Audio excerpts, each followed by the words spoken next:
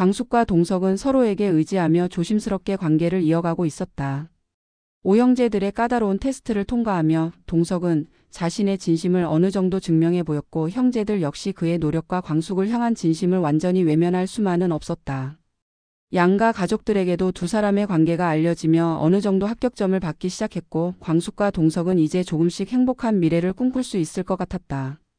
하지만 그들의 행복을 가로막는 그림자가 드리워지고 있었다. 바로 동석의 전 장모님 정수였다. 정수는 동석의 사별한 아내 즉 자신의 딸을 끔찍이 아꼈다. 딸이 결혼 후 시집살이로 고통받았던 기억은 정수에게 깊은 상처로 남아 있었다. 동석은 아내가 세상을 떠난 후 아내의 고통에 대한 미안함과 죄책감으로 정수에게 자신이 소유한 호텔 지분 일부를 양도했다. 이는 단순한 보상이 아니라 아내의 가족에 대한 최소한의 도리이자 딸을 잃은 정수의 슬픔을 조금이나마 위로하려는 동석의 진심이었다. 정수는 그 지분을 받아들였고 동석은 그것이 딸의 명예와 손주들의 미래를 위한 것이라고 믿었다. 지난 15년간 동석은 정수가 그 지분을 바탕으로 손주들을 돌보고 편안하게 지내기를 바랐다. 그러나 정수의 마음속에는 다른 계획이 숨겨져 있었다. 딸의 고통에 대한 복수심과 사위가 자신의 딸을 잊고 다른 여자를 만나는 것을 용납할 수 없다는 뒤틀린 집착이 그녀를 지배했다. 동석이 준 지분을 바탕으로 정수는 지난 15년간 동석 몰래 호텔 지분을 야금야금 사들이기 시작했다. 그녀는 자신의 재력과 인맥을 총동원하여 동석의 눈을 피해 호텔의 실질적인 소유권을 잠식해 들어갔다. 동석은 자신의 호텔 경영에 아무런 문제가 없다고 생각했지만 정수는 이미 호텔의 상당 부분을 자신의 손아귀에 넣고 있었다. 그녀는 동석이 광숙과 가까워지는 것을 알게 되자 그 속셈을 더욱 노골적으로 드러내기 시작했다. 광숙의 어머니 공주실 여사는 딸의 새로운 사랑을 응원하며 동석의 호텔에 자주 드나들었다. 딸이 직접 만든 반찬을 가져다 주기도 하고 동석의 건강을 챙겨주기도 했다. 그녀에게는 사위가 될지도 모르는 동석을 살뜰히 챙기는 것이 당연한 일이었다. 하지만 정수의 눈에는 공주실의 이런 행동이 곱게 보이지 않았다. 그녀는 공주실이 제 집 드나들듯이 호텔을 오가는 것을 알게 되자 광숙에 대한 불신과 분노가 더욱 커졌다. 정수는 공주실이 동석의 호텔을 노리고 광숙을 이용하는 것이라고 확신했다.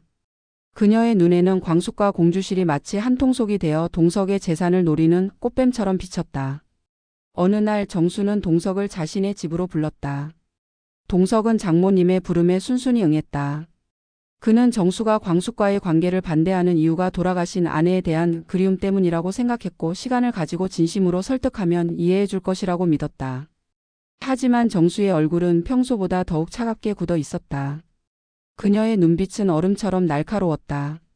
정수는 동석에게 차 한 잔을 내밀고는 곧바로 본론을 꺼냈다. 정수는 동석에게 광숙과의 관계를 정리하라고 다시 한번 요구했다. 동석은 어머니 저도 제 아내를 잊은 적 없습니다. 하지만 벌써 혼자 된 지 15년이 넘었습니다. 이제 저도 라며 자신의 외로움과 새로운 시작에 대한 바람을 조심스럽게 이야기하려 했다. 그는 광숙이 자신에게 다시 웃음을 찾아준 사람이며 아이들도 광숙을 잘 따른다고 설명했다. 하지만 정수는 그의 말을 끊었다. 그녀의 목소리는 낮았지만 그 안에 담긴 분노는 폭풍 같았다. 내가 감히 내 딸을 잊고 다른 여자를 만나? 내 딸이 너를 위해 얼마나 희생했는데? 내가 어떻게 이럴 수 있니? 그녀의 목소리는 떨렸고 눈에는 증오가 가득했다. 정수는 동석에게 충격적인 진실을 털어놓았다. 그녀는 지난 15년간 동석이 준 지분을 바탕으로 호텔의 모든 지분을 야금야금 사들였음을 밝혔다. 동석은 믿을 수 없다는 표정으로 정수를 바라보았다. 자신의 호텔, 자신의 삶의 전부라고 생각했던 그곳이 이미 정수의 손아귀에 있었다니. 정수는 동석의 눈을 똑바로 마주하며 말했다. 내 아내가 시집살이로 고통받을 때 너는 무엇을 했니? 내가 준 지분은 내 딸의 고통에 대한 보상이었다. 그리고 나는 그 보상을 내 딸의 명예와 내 자식들의 미래를 위해 사용했다. 그녀의 목소리에는 뒤틀린 승리감이 섞여 있었다. 이 호텔은 이제 내 것이다. 내가 광숙이라는 여자와 헤어지지 않으면 나는 이 호텔을 팔아버릴 것이다. 내가 평생을 바친 이 호텔을 내 자식들에게 물려줄 유일한 유산을 한순간에 없애버릴 수 있다는 말이다.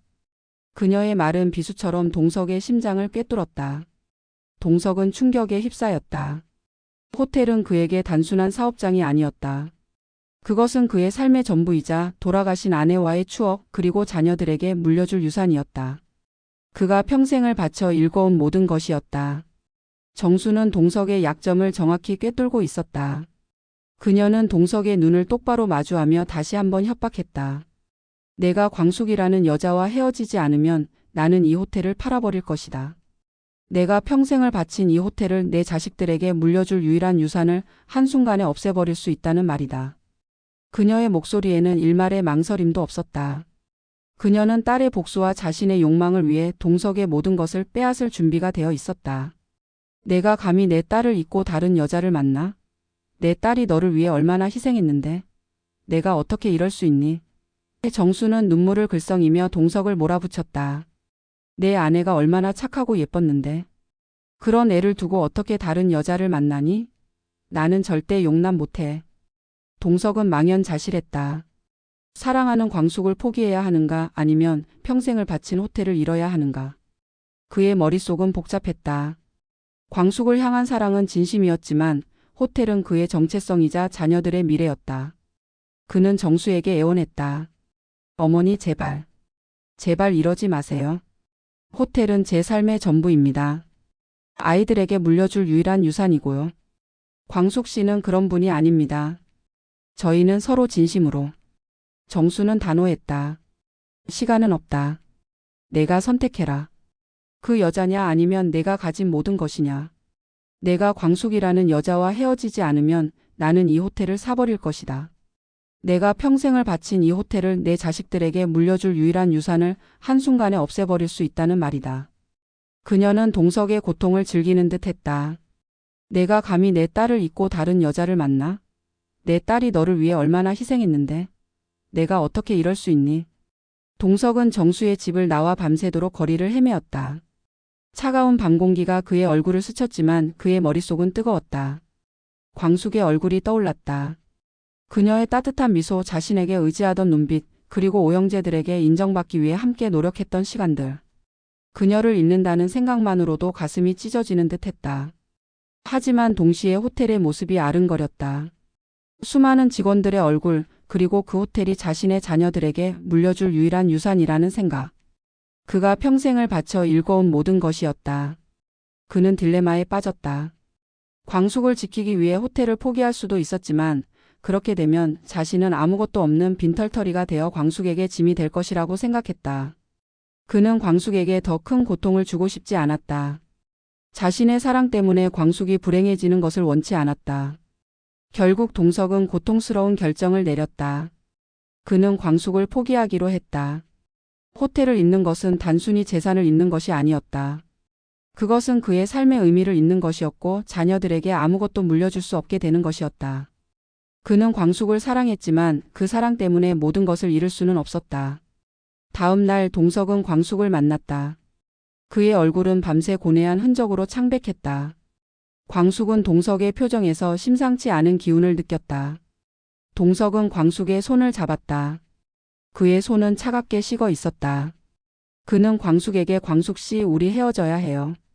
라고 말했다. 그의 목소리는 억지로 짜낸 듯 갈라졌다. 광숙은 믿을 수 없다는 듯 동석을 바라보았다. 무슨 소리예요? 동석 씨? 우리가 얼마나 힘들게 여기까지 왔는데 이제 와서 헤어지자니 무슨 말이에요? 동석 씨, 나한테 장난치는 거죠? 그녀의 눈에는 불안감이 가득했다. 동석은 고통스러운 표정으로 광숙에게 정수의 협박을 이야기했다. 호텔 지분 문제, 그리고 정수가 호텔을 팔아버리겠다고 협박한 사실을 털어놓았다. 어머니가 지난 15년간 호텔 지분을 야금야금 사들였어요. 이제 호텔은 거의 어머니 손에 있어요. 어머니가 광숙 씨와 헤어지지 않으면 호텔을 팔아버리겠다고 협박했어요. 제가 평생을 바친 호텔 아이들에게 물려줄 유일한 유산이에요. 그의 목소리는 절망으로 가득했다. 광숙은 충격에 휩싸였다. 동석이 얼마나 호텔을 소중하게 생각하는지 알기에, 그에게 호텔이 어떤 의미인지 알기에 그녀는 그의 고통을 이해할 수 있었다. 하지만 동시에 배신감과 슬픔이 밀려왔다. 자신들의 사랑이 결국 돈과 권력 앞에서 무너지는 것 같아 절망스러웠다. 광숙은 동석에게 말했다. 동석 씨가 호텔을 잃는 것을 원치 않아요. 동석 씨의 모든 것을 잃게 하고 싶지 않아요. 그녀의 목소리는 떨렸다.